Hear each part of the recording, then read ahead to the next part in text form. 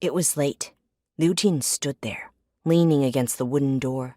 The ripe grapes hanging on the arbors flickered with a slight fluorescence in the moonlight. Blowing in the wind, the leaves of the old poplar tree sounded lovely. The voice of someone talking blended with the rustling of the poplar leaves. Liujin couldn't hear what he was saying. She knew it was the man who had recently been coming here late every night and sitting on the stone bench near the courtyard gate. At first, this had frightened Liujin, and she hadn't dared to go outside. Time after time, she had peeped out the window. Later on, realizing that this bear-like old man was harmless, she worked up the courage to approach him.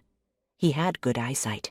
Even in the dim light, his eyes were as penetrating as sharp glass.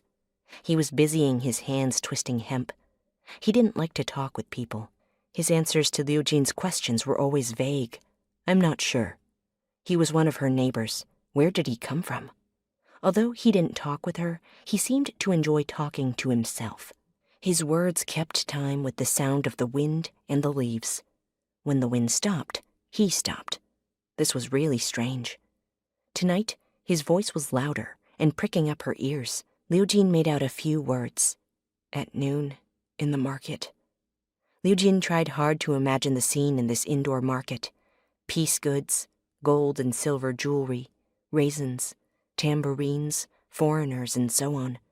But she had no clue what the old man meant. Even though it was late, a woman was actually singing piteously and plaintively on the other side of the street. The woman seemed to be young.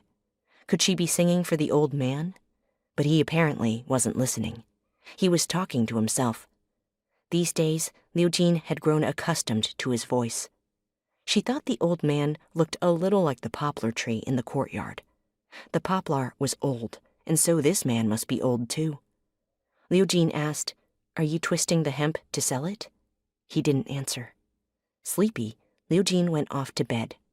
Before she fell asleep, she heard the young woman's song turn sad and shrill. When she arose in the morning, she saw that the old man had left without a trace. Not even a bit of hemp had been dropped on the ground. He really was a strange person. When she inquired of the neighbors, they said they didn't know of such a person. No one had seen him.